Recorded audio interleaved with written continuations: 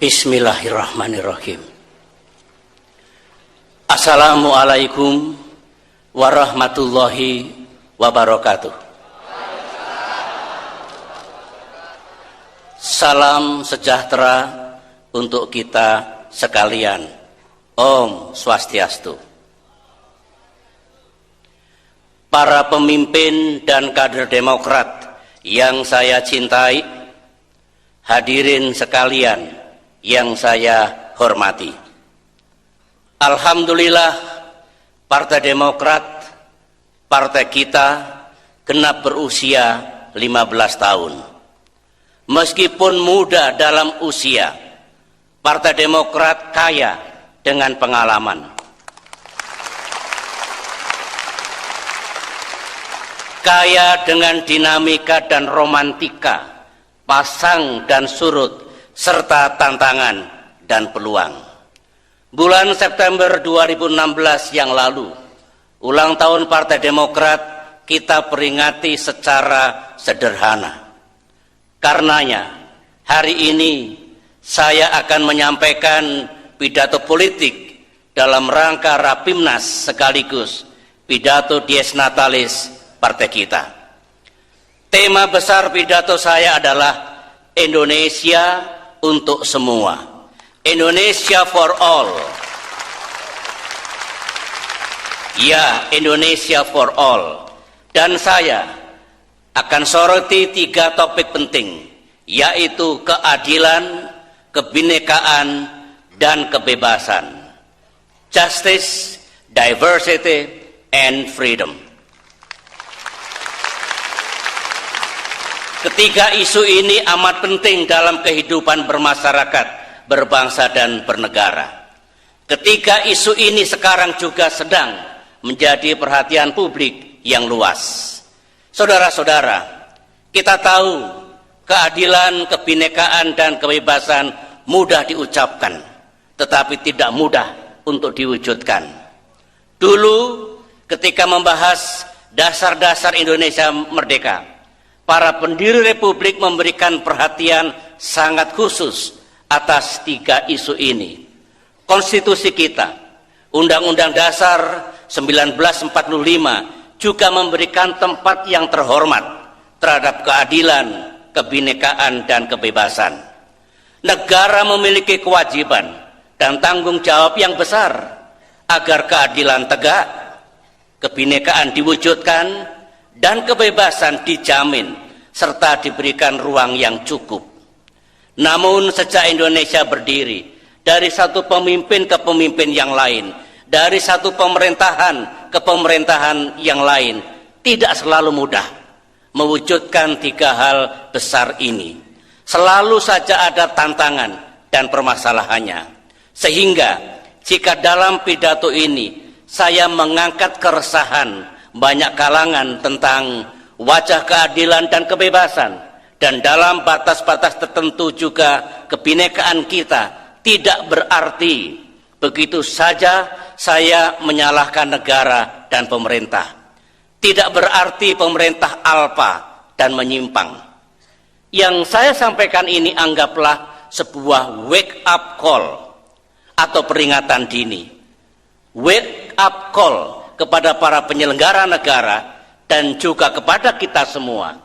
Kita mesti peduli, bertanggung jawab, dan melakukan sesuatu untuk kebaikan bangsa kita. Para kader Demokrat yang saya banggakan, hadirin sekalian yang saya muliakan, mari kita sekarang bicara tentang keadilan. Konstitusi menegaskan bahwa Indonesia yang kita tuju bukanlah hanya Indonesia yang merdeka, bersatu, dan berdaulat, tetapi juga Indonesia yang adil dan makmur. Kata-kata adil dan makmur mesti diletakkan dalam satu kebulatan, satu nafas, dan satu jiwa. Tak ada artinya jika Indonesia makmur tetapi tidak adil.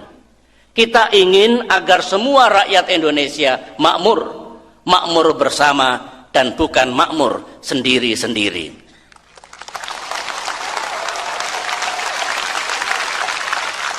Saudara-saudara, Di awal abad ke-21 ini muncul kesadaran yang bersifat global bahwa kemiskinan dan ketimpangan sedunia harus dihentikan.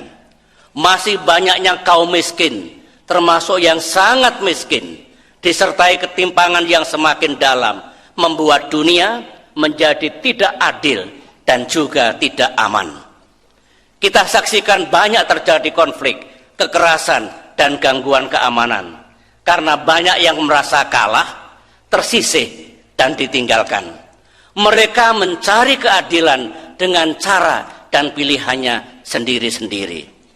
Tren dunia abad 21 memang ditandai oleh kesenjangan sosial ekonomi yang semakin menganga.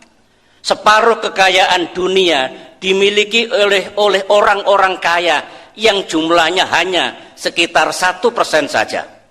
Sementara separuh sisanya harus dibagi oleh 99% penduduk bumi yang lain. Di Indonesia, potret kita juga kurang memberikan harapan. Total kekayaan 150 orang terkaya, setara dengan APBN kita. Bahkan yang paling kaya, jumlahnya 3 kali APBD Jakarta, 8,5 kali APBD Jawa Timur, dan 95 kali APBD Maluku Utara. Menjadi kaya tentulah bukan kejahatan atau dosa, asalkan kekayaan itu diperoleh secara halal. Tidak lalai membayar pajak dan rajin berbagi dengan yang tidak mampu. Tetapi bagaimanapun negara bersalah dan berdosa jika tidak memikirkan, tidak membantu, dan tidak meningkatkan taraf hidup rakyat miskin. Inilah esensi dari keadilan sosial ekonomi yang harus kita tegakkan. Negara tidak boleh asik dan terlena dengan hukum-hukum pasar dan ajaran kapitalisme semata. Ingat, pasar bebas, ajaran neolib, dan kapitalisme yang fundamental tidak peka dan tidak peduli terhadap mereka yang tersisih dan tertinggal.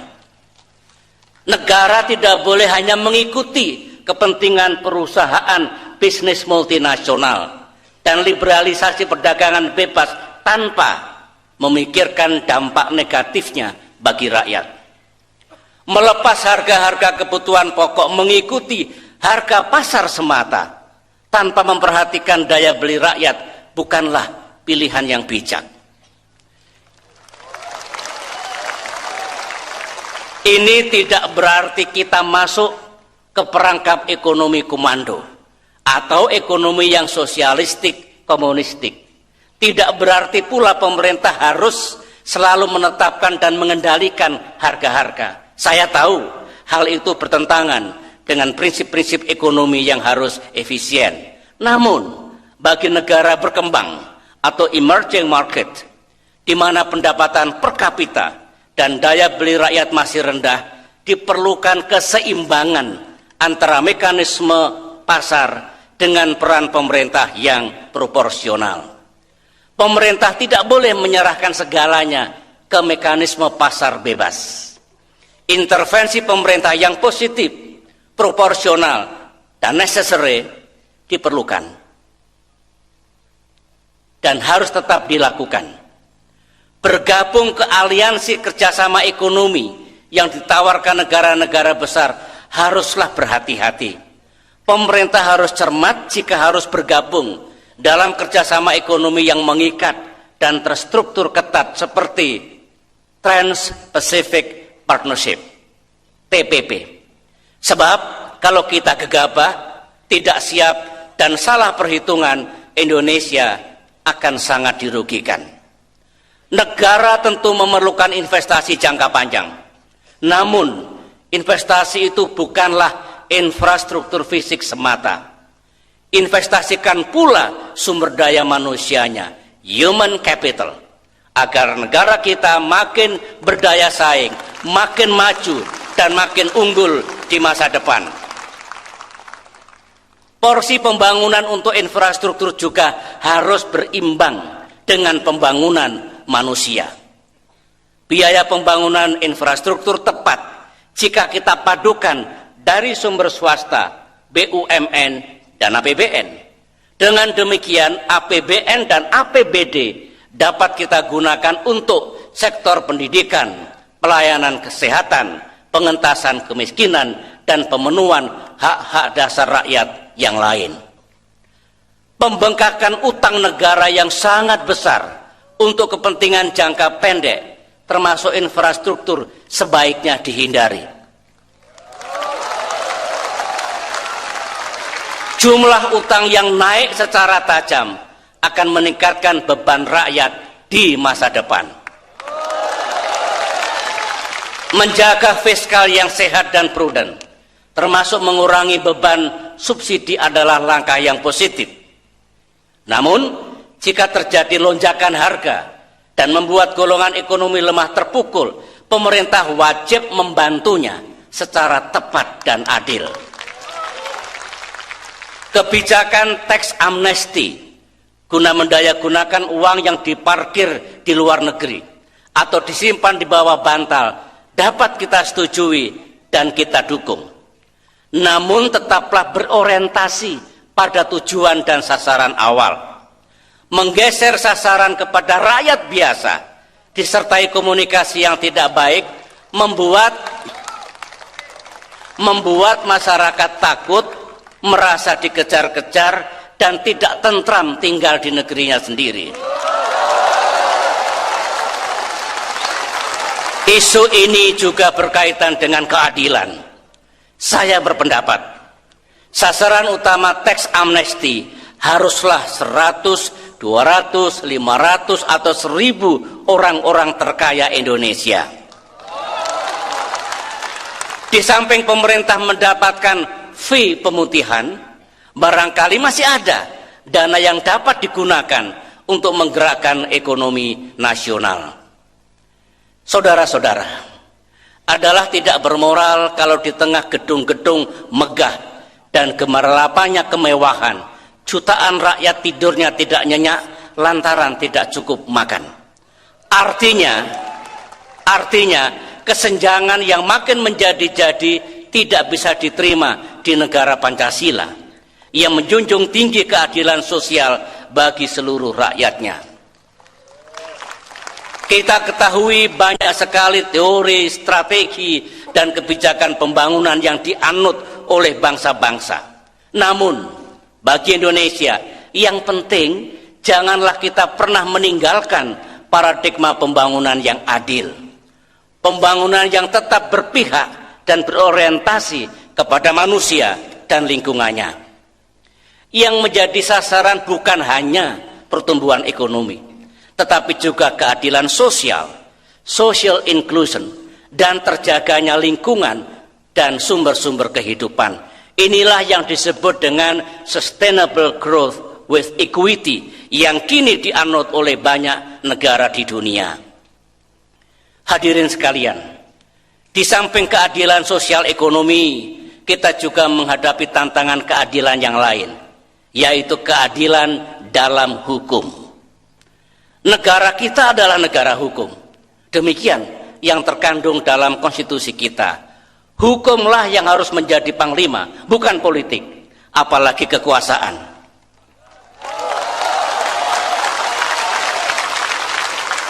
Dewasa ini rakyat sedang mengamati praktek penegakan hukum, saya ulangi, mengamati praktek penegakan hukum di seluruh tanah air. Ada nuansa, bahkan testimoni bahwa dalam penegakan hukum masih saja ada yang tebang pilih. Rakyat juga merasakan, bahkan mengetahui, ada pula intervensi dari pihak-pihak yang tidak berhak.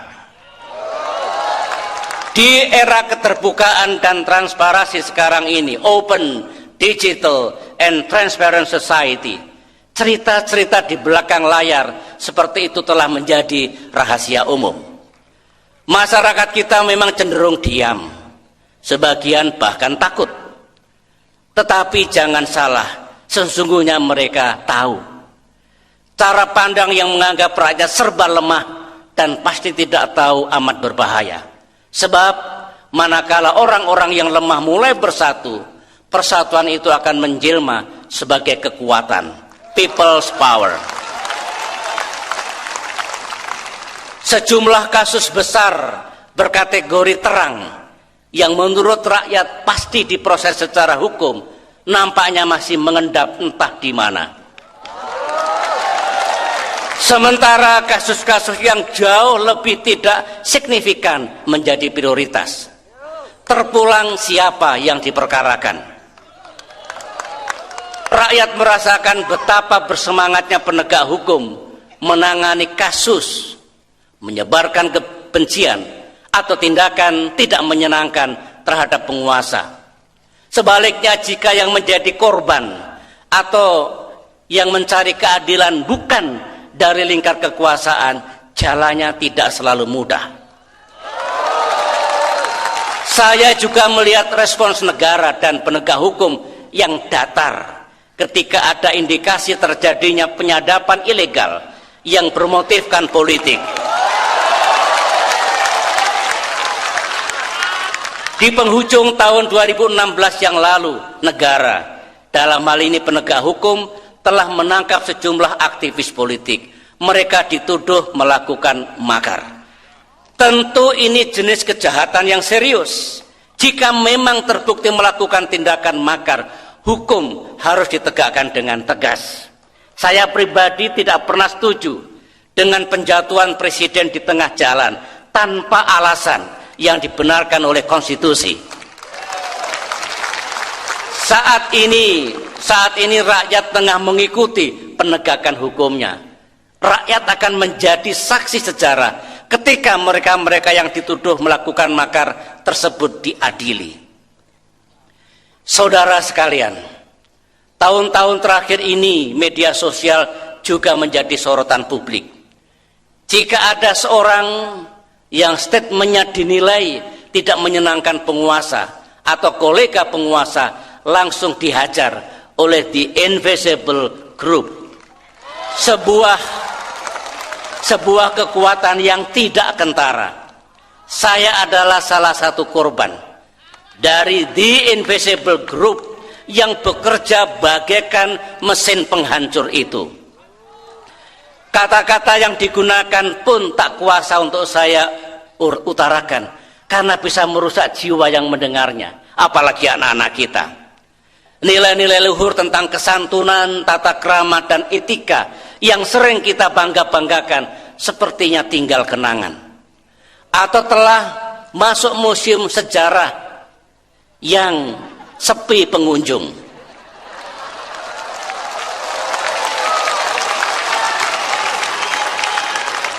Banyak pihak yang sebenarnya tidak bersalah, innocent, ikut menjadi korban.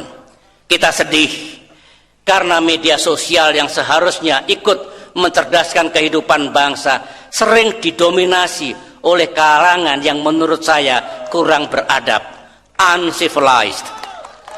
Karenanya saudara-saudara, saya mendukung penuh langkah-langkah Presiden Jokowi dan pemerintah untuk mengatur dan menertibkan penyimpangan di media sosial ini dengan catatan penertibannya dapat dipertanggungjawabkan secara konstitusional dan dilaksanakan secara adil. Jangan tebang pilih dan jangan kelewat batas. Saya mengingatkan ada 3 hal penting yang berkaitan dengan hak hukum warga negara. Pertama, setiap warga negara bersamaan kedudukannya di muka hukum. Kedua, setiap orang berhak atas perlindungan pribadi, keluarga, kehormatan, dan martabatnya. Dan yang ketiga, setiap orang berhak bebas dan mendapatkan perlindungan terhadap perlakuan yang bersifat diskriminatif. Demikian esensi dari konstitusi kita, equality before the law.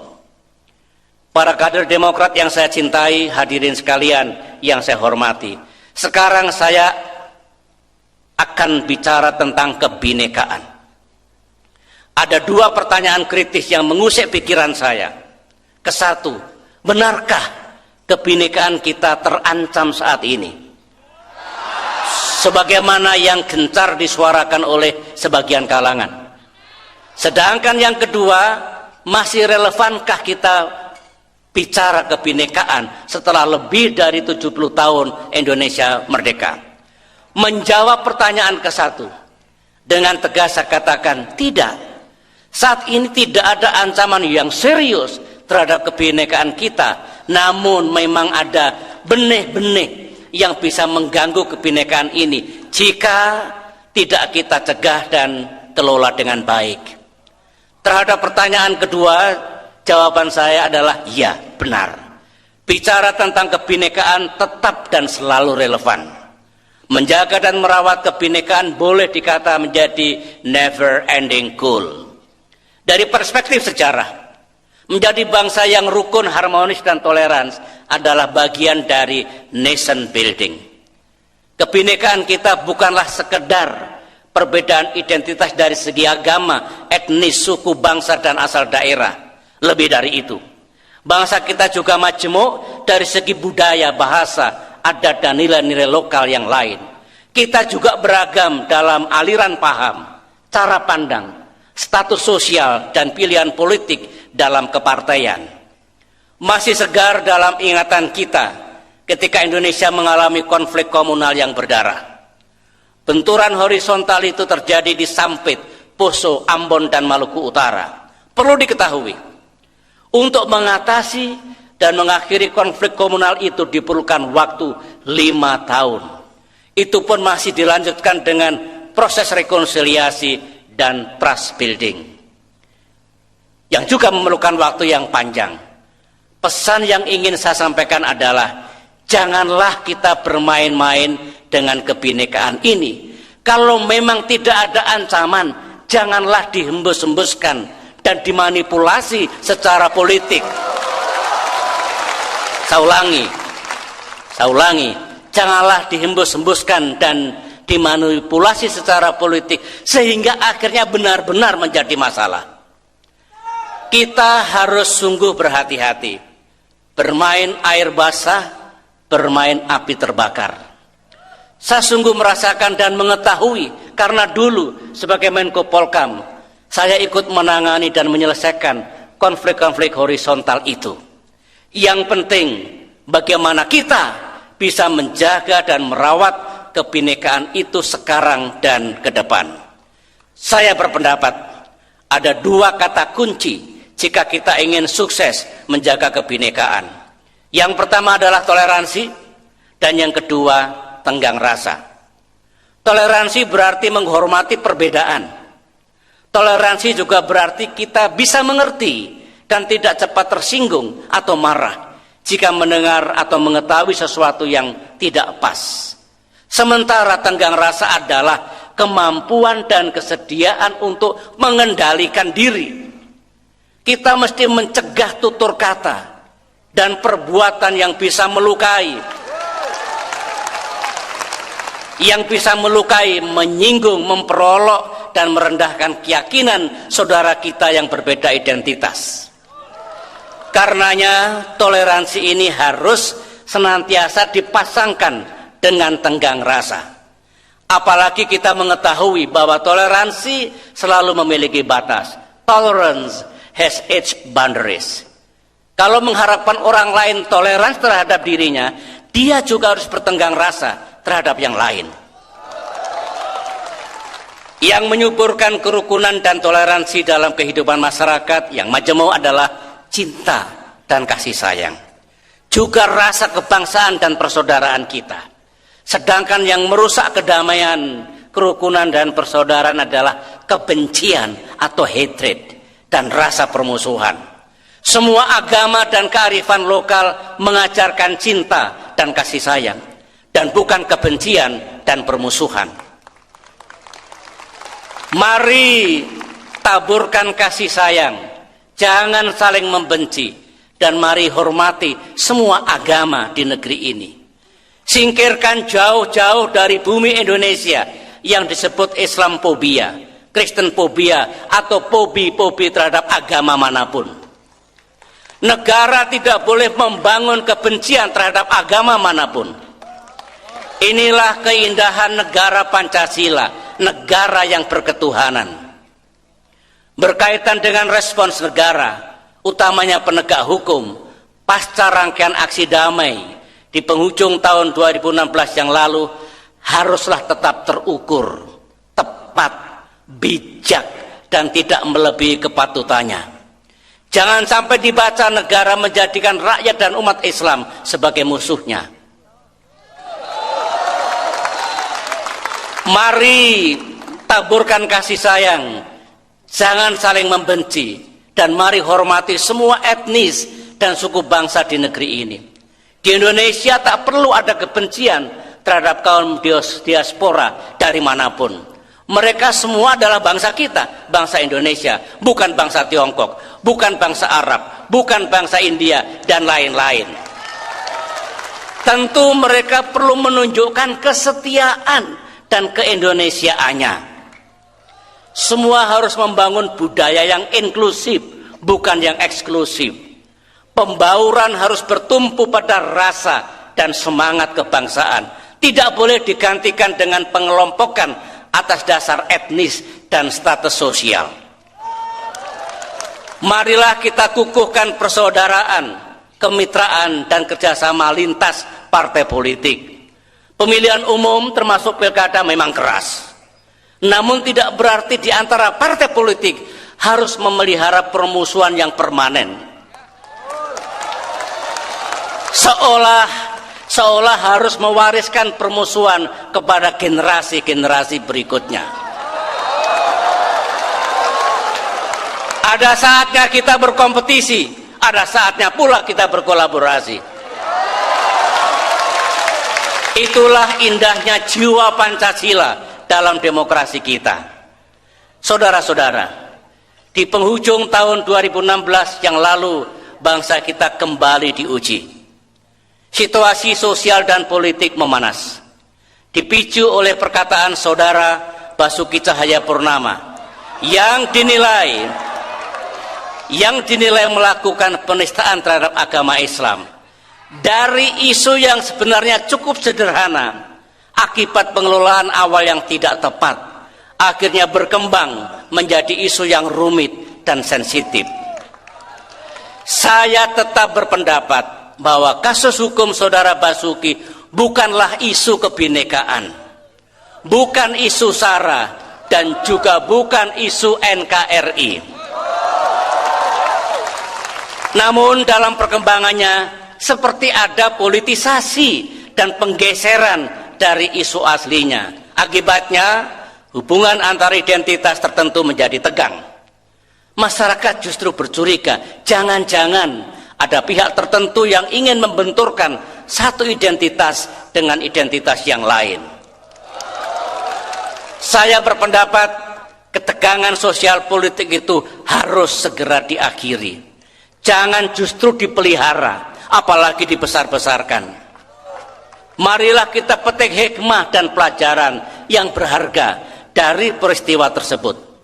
Sebagai bangsa yang majemuk, marilah kita benar-benar pandai bertoleransi dan bertenggang rasa. Setelah itu, marilah kita lanjutkan perjalanan kita, melangkah ke depan, move on. Masih banyak tugas dan pekerjaan rumah yang harus kita selesaikan bersama di masa depan.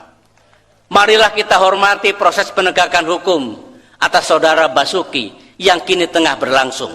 Berikan ruang kepada penegak hukum untuk menegakkan keadilan. Putusan apapun mesti kita hormati.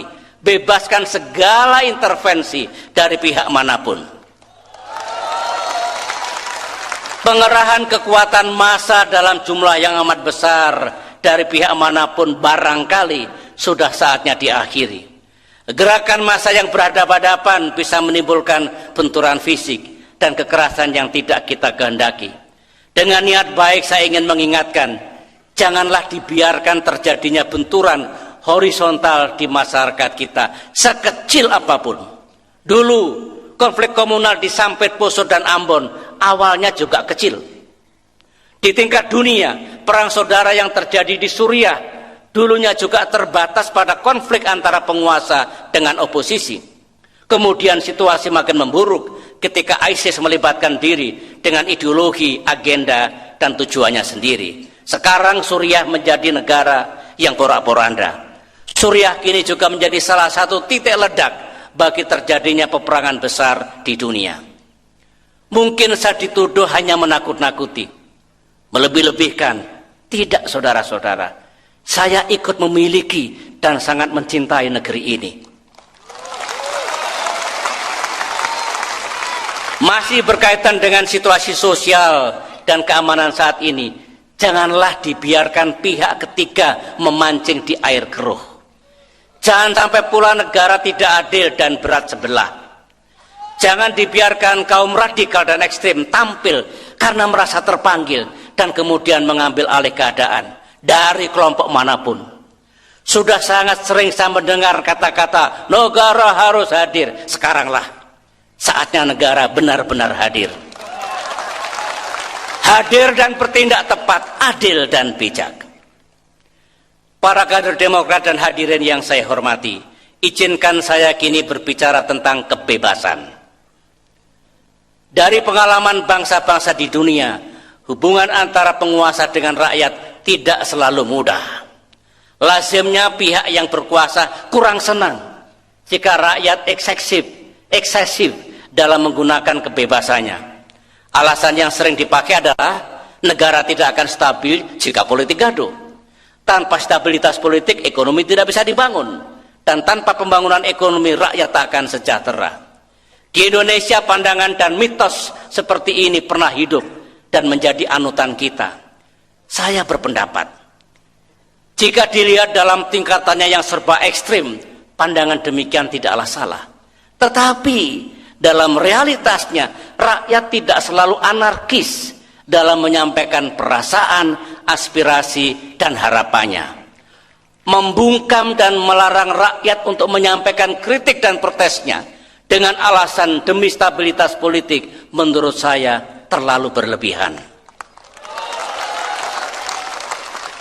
71 tahun yang lalu, ketika bangsa kita tengah mempersiapkan kemerdekaannya, para pendiri republik berdebat. Ketika dilontarkan gagasan bahwa Indonesia yang hendak didirikan adalah negara kebangsaan, semuanya setuju. Setuju dengan negara kebangsaan. Tetapi perbedaan pendapat muncul ketika draft dan desain awal konstitusi mulai disusun. Pasalnya, kekuasaan yang diberikan kepada negara dianggap terlalu besar. Sebaliknya, ruang kebebasan dan hak rakyat dianggap terlalu sempit. Sebagian perancang kemerdekaan khawatir jika Indonesia mengarah dan menjadi negara kekuasaan, negara polisi atau police state. Sejarah menakdirkan Undang-Undang Dasar 1945 memang memberikan kekuasaan yang besar kepada negara, termasuk kepada presiden. Hak rakyat yang negara harus melindungi dan mewujudkannya nampak dibatasi. Baru setelah reformasi berskala besar terjadi sejak tahun 1998, hak rakyat tersebut diberikan ruang yang besar. Hal ini ditandai dengan dicantumkannya 10 pasal hak-hak asasi manusia yang hakikatnya mengadopsi pasal-pasal The Universal Declaration of Human Rights. Saudara-saudara, marilah sekarang kita melihat dengan jujur potret kebebasan kita. Apakah kita merasa bahwa akhir-akhir ini negara menggunakan kekuasaannya secara berlebihan? Yang artinya rakyat dikekang dan dibatasi dalam menggunakan hak politiknya dan dalam melindungi hak-hak asasinya. Kalau jawabannya ya, maka Indonesia tercinta harus berhati-hati. Mengapa? Karena sejarah telah memberikan pelajaran penting ketika negara sangat menekankan stabilitas politik dan kewibawaan pemimpin secara berlebihan. Apalagi jika dibarengi dengan opresi terhadap hak dan kebebasan warga negara. Sejarah pula yang menunjukkan bahwa rezim demikian tidak bisa bertahan, tidak survive, dan bahkan harus sering berakhir secara dramatis. Koreksi besar pernah terjadi di akhir demokrasi terpimpin dulu, tahun 60-an. Juga di penghujung era demokrasi otoritarian pada tahun 90-an. Ketika saya mengemban tugas memimpin Indonesia dengan dukungan penuh Partai Demokrat, saya juga menghadapi politik yang sering panas dan gaduh. Parlemen, pers, kaum pengamat, dan kalangan LSM sangat kritis, bahkan sinis terhadap saya dan pemerintahan yang saya pimpin. Unjuk rasa kerap terjadi, termasuk pula adanya gerakan cabut mandat SBY yang jiwanya seperti makar, meskipun penglihatan saya belum berkategori makar. Kewibawaan dan kehormatan saya sering diserang dan dilecehkan secara vulgar. Dalam kondisi dan situasi politik seperti itulah dulu saya mendapatkan godaan. Sebuah godaan politik yang menggiurkan. Sambil menyalahkan saya, karena sebagai presiden saya dianggap terlalu demokratis dan terlalu baik, sejumlah pihak menyarankan agar saya lebih tegas dan bertindak keras. Kata mereka, demokrasi tak cocok untuk Indonesia. Rakyat tak boleh diberi ruang politik terlalu lebar, karena politik akan gaduh dan negara tidak stabil. Elit politik, pemilik modal, dan pemimpin media massa kalau menyerang penguasa mesti digembosi dan dibikin diam. Mereka pasti punya kelemahan dan bahkan kesalahan. Kalau pebisnis punya urusan dan menentang pemerintah, hidupnya akan susah. Usut saja pajaknya, pasti mereka ketakutan. Mintakan para penegak hukum untuk mencari-cari kesalahan orang yang tidak kooperatif itu, pasti ketemu. Kalau secara hukum tidak terbukti bersalah, paling tidak secara sosial dan politik, nama baiknya akan rusak. Jangan sia-siakan power atau kekuasaan yang dimiliki penguasa. Menurut mereka, represi dan pembatasan hak-hak rakyat untuk mengamankan kepentingan nasional adalah sah dan tidak salah. Kata mereka, jika saya menggunakan emosi saya, sepertinya apa yang dikatakan kawan-kawan itu benar. Tetapi ketika saya pikirkan baik-baik, hati dan pikiran saya berkata lain. Bukan itu posisi dan cara yang akan saya pilih dan jalankan sebagai presiden. Rasional dan logika yang saya gunakan sederhana. Jika kegaduhan dan serangan-serangan politik itu benar-benar membuat ekonomi lumpuh dan pemerintah tidak bisa bekerja, barangkali saya menerima saran mereka. Tetapi yang saya alami lain. Pemerintah tetap dapat bekerja dan tetap dapat menjalankan kebijakan serta program-programnya. Sementara itu selama 10 tahun ekonomi nasional tumbuh baik. Lantas mengapa saya harus berubah menjadi pemimpin yang represif dan otoriter? Justru barangkali saya harus berterima kasih kepada yang sangat kritis dan sinis dulu, meskipun kini semuanya berubah menjadi pendiam.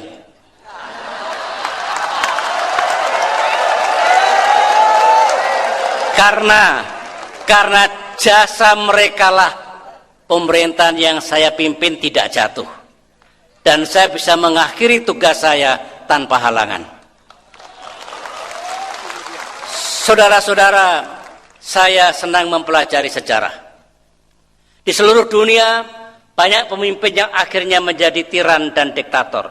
Sebenarnya mereka tidak dilahirkan demikian. Tetapi dalam perjalanan waktu, keadaanlah yang menjadikan seseorang menjadi tiran dan diktator itu. Apalagi kalau sang pemimpin tersebut mulai takut kehilangan kekuasaan.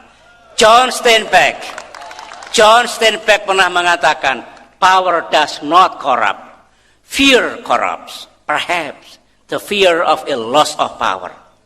Terjemahan bebasnya adalah, sebenarnya kekuasaan itu tidak korup, ketakutanlah yang membuat penguasa korup. Barangkali karena ia takut akan kehilangan kekuasaannya.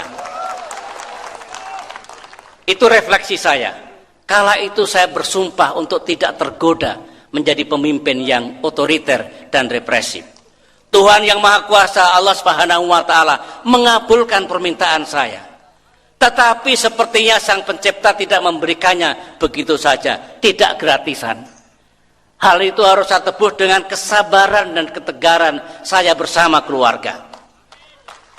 Kami harus sabar dan tegar menghadapi serangan politik, fitnah dan pembunuhan karakter, termasuk olok-olok dan penghinaan terhadap pribadi saya. Hadirin sekalian yang saya hormati, di banyak negara berkembang termasuk di Indonesia, dulu juga hidup sebuah mitos. Intinya kita harus memilih ekonomi atau demokrasi, memilih keamanan atau kebebasan, security or liberty. Tidak bisa dua-duanya. Kalau mau dicapai dua-duanya, negara akan gagal. Begitu kata para penganjur stabilitas demi pembangunan ekonomi. Mitos itu sebenarnya sudah kita patahkan. Ternyata bangsa Indonesia bisa menghadirkan dua-duanya. Tidak harus memilih lagi.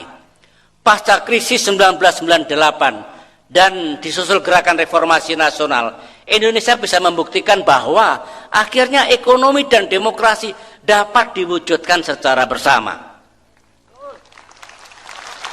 Memang awalnya politik amat gaduh dan tidak stabil. Namun setelah bangsa kita bisa melakukan konsolidasi, situasinya menjadi tenang dan normal kembali.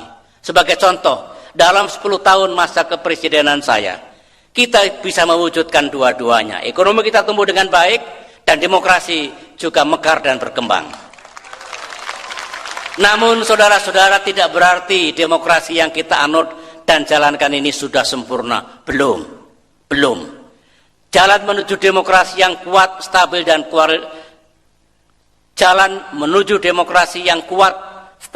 berkualitas dan berkeadaban masih panjang. Kita masih harus mendidik diri kita sendiri. Penggunaan hak dan kebebasan yang melampaui batas tentu bukan pilihan kita. Baik deklarasi hak-hak asasi manusia yang bersifat universal maupun konstitusi kita sendiri, Undang-Undang Dasar 1945 juga melakukan pembatasan dan pengaturannya. Dan negara punya otoritas untuk menghadirkan demokrasi yang teduh dan tertib. Dengan semua yang saya sampaikan tadi tidak berarti saya adalah orang yang mudah pesimis, tidak.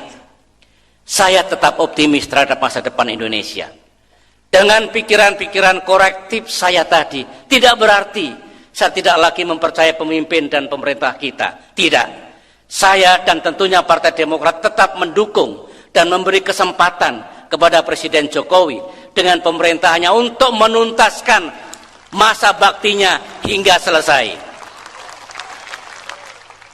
Hadirin yang saya hormati, para kader Demokrat yang saya cintai, izinkan saya sekarang bicara tentang tantangan yang dihadapi Partai Demokrat, partai kita, dan langkah-langkah perjuangan ke depan.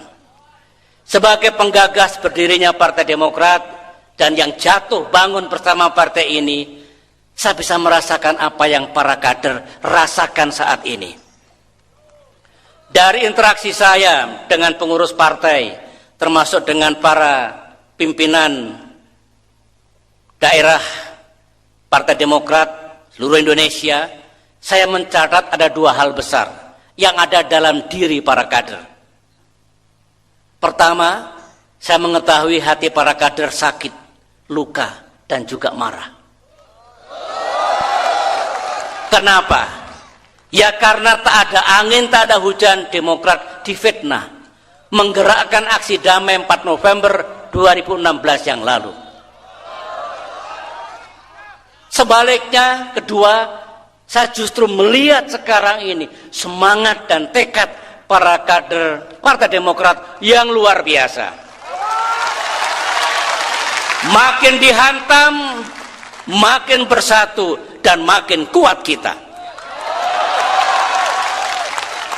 Para kader, meskipun situasi politik tengah menghangat dan kita pun tengah dijadikan sasaran tembak, jangan sampai kita kendur dalam komitmen dan misi besar kita. Jangan sampai kita menjauh dan melupakan rakyat, pemilik kedaulatan yang sejati. Andai kata kita bisa memilih, pilih disukai rakyat atau penguasa, tentu kita memilih dua-duanya. Tetapi kalau dua-duanya tidak bisa, yang penting kita tetap bersama rakyat. Ingat dalam Kongres Surabaya tahun 2015 yang lalu, kita mengangkat semboyan untuk rakyat, Demokrat peduli, serap aspirasi, dan beri solusi. Semboyan ini harus tetap hidup dan benar-benar kita wujudkan. Komitmen dan langkah-langkah kita tidak muluk-muluk. sederhana saja. Ketika sebagian besar rakyat mengalami kesulitan hidup akibat ekonomi negara yang melemah, Demokrat harus berbuat sesuatu yang bisa meringankan beban mereka. Ketika rakyat sedang resah karena melihat keadilan dan kebebasan di negeri ini tengah menjauh, Demokrat harus berani menyampaikannya kepada negara. Jangan diam, jangan hanya cari selamat untuk diri kita sendiri. Melalui mimbar ini saya ingin tegaskan lagi sikap politik Demokrat dalam Kongres Surabaya 2 tahun yang lalu. Partai Demokrat tetap konsisten untuk mendukung Presiden Jokowi beserta pemerintahnya guna menuntaskan masa baktinya. Tidak ada niat sekecil pun, apalagi tindakan, untuk menjatuhkan pemerintahan di tengah jalan. 3 sikap politik Partai Demokrat dalam hubungannya dengan pemerintah juga tetap kita pertahankan. Pertama, pejabat eksekutif, baik gubernur, bupati, dan wali kota dari Demokrat ataupun wakil-wakilnya wajib loyal dan mendukung penuh Presiden Jokowi. Kedua, Partai Demokrat mendukung penuh setiap keputusan Presiden dan kebijakan pemerintah yang tepat dan benar serta pro rakyat. Namun yang ketiga, Partai Demokrat akan mengkritisi dan mengoreksi keputusan Presiden dan kebijakan pemerintah yang keliru dan tidak tepat serta bertentangan dengan kehendak rakyat.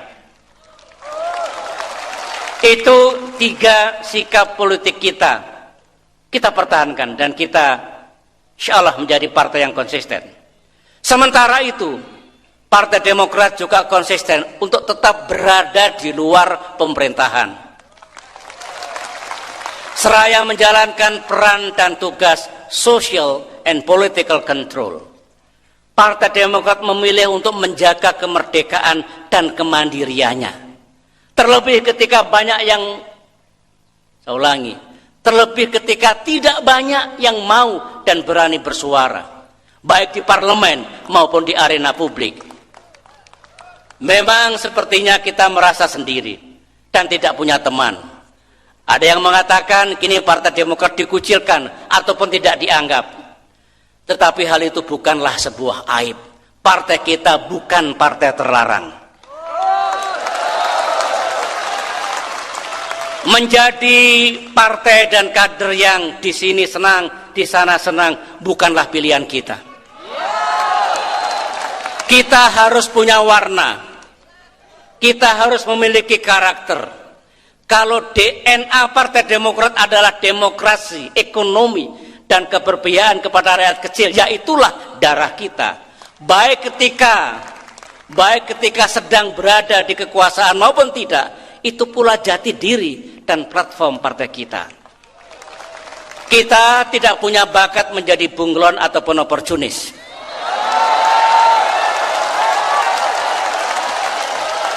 Kita harus menjadi kesatria.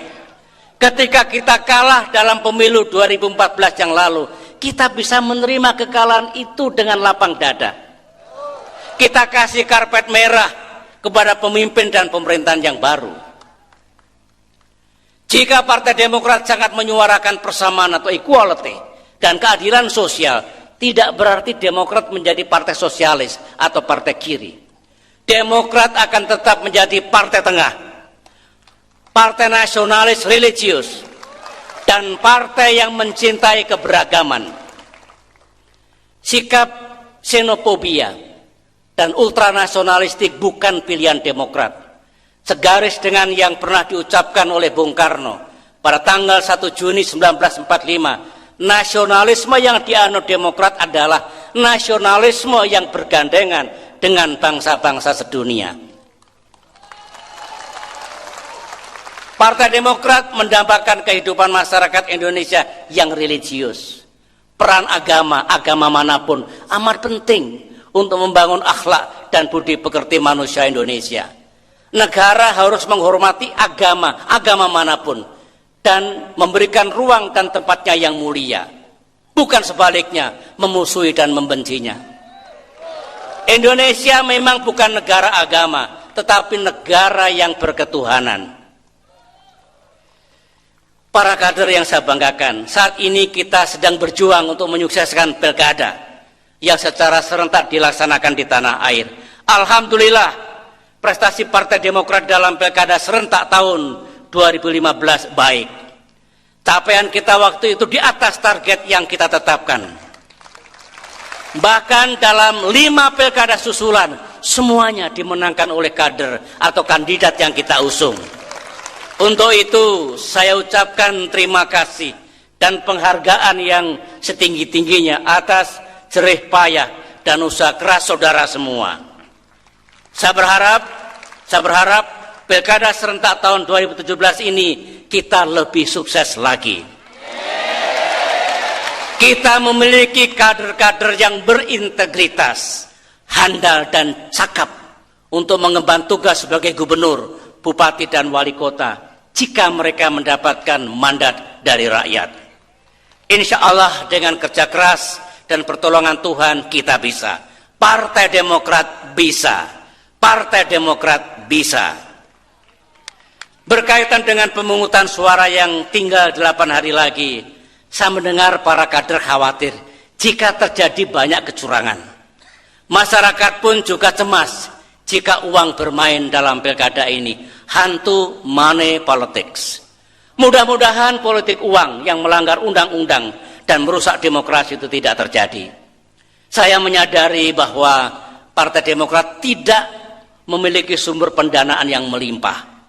Karenanya saya terharu ketika para kader menghidupkan budaya kencelengan atau iuran sukarela, baik dalam bentuk uang tunai maupun atribut kampanye.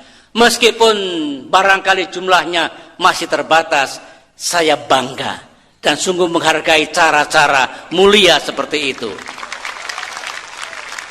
Saya juga membaca kekhawatiran para kader di seluruh tanah air kalau aparat negara, utamanya TNI, Polri, dan Badan Intelijen Negara tidak netral.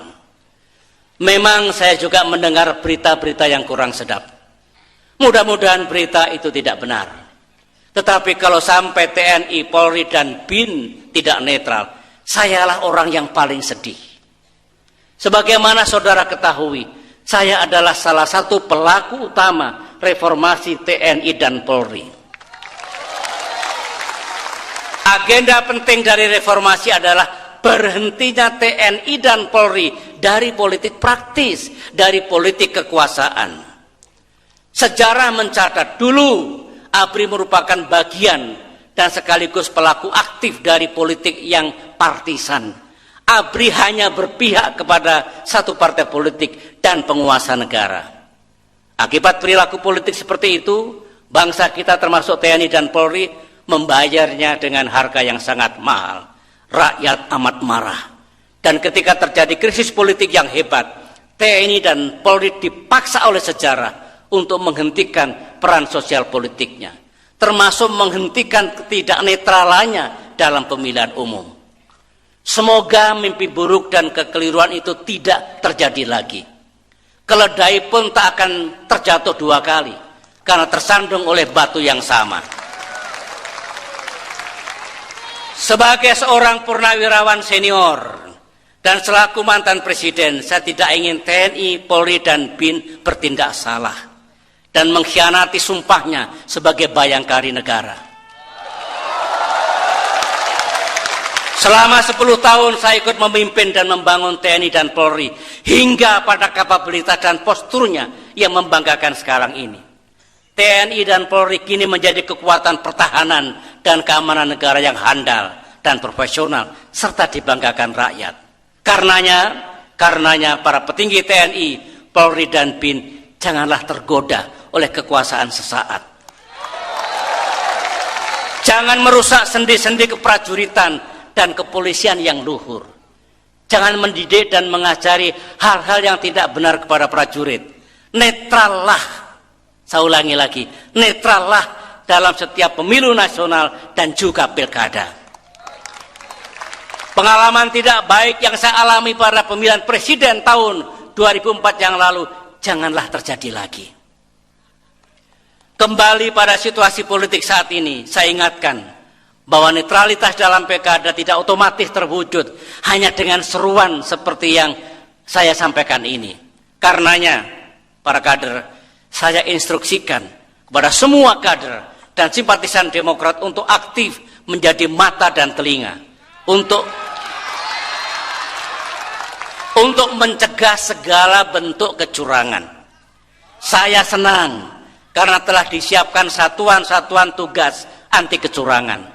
Cegah dan lawanlah segala kecurangan dengan pengetahuan yang mendalam tentang jenis-jenis kecurangan, baik manual maupun digital.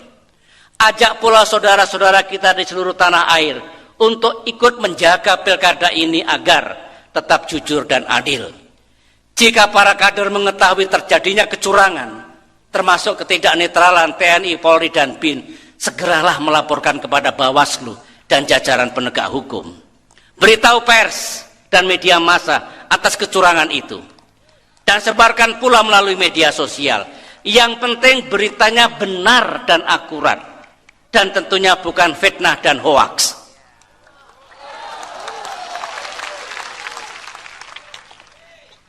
Bunyinya yang betul hoax. Tapi kalau kita enak hoaks. Jika pelanggaran dan kecurangan yang terjadi sangat serius, segera laporkan kepada Dewan Pimpinan Pusat untuk bersama-sama mencari keadilan lebih lanjut. Masih berkaitan dengan pemilu, kita juga mendengar mulai ada yang berbicara tentang pemilu 2019, termasuk siapa-siapa yang akan dinominasi sebagai calon presiden. Saya tegaskan, belum saatnya Demokrat membicarakan hal itu. Benar-benar terlalu dini jika kita membicarakan siapa calon presiden dari Partai Demokrat. Menurut pendapat saya, tidak baik pula jika para penyelenggara negara mengaitkan segala sesuatunya dengan pemilu 2019 mendatang. Masih banyak pekerjaan yang harus dilakukan oleh bangsa ini, terutama pemerintah, untuk 3 tahun ke depan. Jangan lukai hati rakyat seolah kita ini hanya memikirkan kekuasaan. Para kader Demokrat yang saya banggakan, di bagian akhir pidato ini saya ingin menyampaikan hal penting berkaitan dengan permainan politik yang sangat merugikan partai kita. Sejak bulan Oktober 2016 yang lalu, kita merasakan hempasan angin dan bahkan badai yang amat kuat terhadap SBY dan Partai Demokrat. Sebagaimana para kader ketahui, tiba-tiba Partai Demokrat difitnah menggerakkan aksi damai 4 November 2016. Saya pun dituduh mendanai dan menunggangi aksi damai tersebut. Di samping fitnah kepada kita, tuduhan itu juga sebuah penghinaan kepada jutaan rakyat di tanah air yang secara spontan dan ikhlas melaksanakan aksi-aksi damai tersebut. Yang lebih keterlaluan lagi, tiba-tiba sebuah pemberitaan di media sosial dan diviralkan kemana-mana menuduh saya berada di belakang rencana pemboman Istana Merdeka. Tanpa beban dan tidak kesatria, penyebar hoaks atau fitnah itu menggunakan sarana informasi publik yang semestinya diawasi dan bukan dibiarkan oleh pemerintah. Yang juga bagai halilintar di siang bolong adalah tuduhan kepada saya seolah berada di belakang gerakan makar. Secara pengecut pula diedarkan selebaran hoaks tanpa identitas siapa yang membuatnya. Terus terang saya merasa terhina dan direndahkan oleh para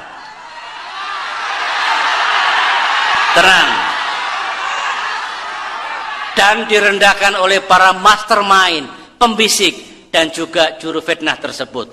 Dalam perjalanan hidup saya, hampir 30 tahun saya mengabdi di lingkungan TNI untuk menjaga tegaknya Sang Merah Putih dengan tebusan jiwa dan raga. Hampir 15 tahun saya bertugas di pemerintahan, baik sebagai menteri maupun presiden, yang bekerja untuk kebaikan dan kemajuan bangsa dan negara kita. Betapa mestinya mereka yang tidak bertanggung jawab itu memfitnah saya seolah saya hendak merusak negara. Yang paling baru, Kemarin, yesterday, rumah saya di Kompleks Kuningan digeruduk oleh massa. Yang konon sudah diprovokasi dan diagitasi di kawasan Pramuka Cibubur. Jambore adalah ajang kegiatan yang edukatif. Sementara kawasan Pramuka Cibubur adalah kawasan yang netral politik. Sangat menyedihkan jika forum dan kawasan terhormat itu dikotori oleh tangan-tangan hitam yang melakukan agitasi dan propaganda, agitprop, untuk menghancurkan lawan-lawan politiknya. Para mahasiswa calon-calon pemimpin masa depan itu dicekoi dengan provokasi bahwa SBY adalah perusahaan negara dan karenanya harus ditangkap. Nauzubillah. Siapa yang merusak negara? Sulit dimengerti jika pihak-pihak kekuasaan tidak mengetahuinya. Dan saya pesimis jika kasus unjuk rasa dan geruduk yang melanggar hukum tersebut diusut dan dituntaskan oleh penegak hukum. Terhadap semua serangan dan fitnah itu, saya mengajak saudara semua untuk tetap kuat, tegar, dan sabar. Namun kita harus berikhtiar dan berjuang untuk mengembalikan kehormatan dan harga diri kita. Sebagaimana yang telah saya sampaikan sebelumnya, memang tak selalu mudah untuk mendapatkan keadilan. Tetapi saya yakin cepat atau lambat kebenaran dan keadilan akan datang. Yang benar akan benar, yang salah akan salah. Saya mengajak para kader untuk tidak ikut-ikutan menyebarkan fitnah. Apapun kesulitan dan permasalahan berat yang kita hadapi, mari kita jawab fitnah dengan kebenaran. Mari kita jawab fitnah dengan kebenaran. Janganlah kita ikut-ikutan menjadi pengecut yang beraninya menyebarkan fitnah di belakang. NKRI akan menangis dan tidak akan menjadi negara yang maju dan beradab jika diisi oleh kaum pengecut dan tidak kesatria. Generasi mendatang juga tidak akan menjadi generasi unggul dan berkepribadian mulia jika dirusak oleh para pembohong dan mereka yang jiwanya penuh prasangka, penuh dendam, dan penuh kebencian. Mari kita selamatkan masa depan negeri ini dari praktek-praktek buruk yang akhir-akhir ini hidup dengan suburnya. Insya Allah kita bisa. Hadirin sekalian yang saya hormati, menutup pidato ini, izinkanlah saya selaku pemimpin Partai Demokrat memohon doa restu seluruh rakyat Indonesia. Semoga Partai Demokrat bisa ikut mewujudkan aspirasi dan harapan rakyat menuju masa depan Indonesia yang gemilang. Dengan senang hati Partai Demokrat bersedia dan sungguh ingin mendengar aspirasi Bapak Ibu sekalian rakyat Indonesia. Perjalanan pengabdian Partai Demokrat kepada bangsa dan negara masih panjang. Kami juga harus terus berbenah dan membangun diri agar menjadi partai politik yang berkarakter dan berkualitas, kontributif terhadap negaranya, dan tetap dekat dengan rakyatnya. Sekianlah saudara-saudara, terima kasih atas perhatian dan kesabarannya. Sekian, wassalamualaikum warahmatullahi wabarakatuh. Om Santi Santi Santi Om.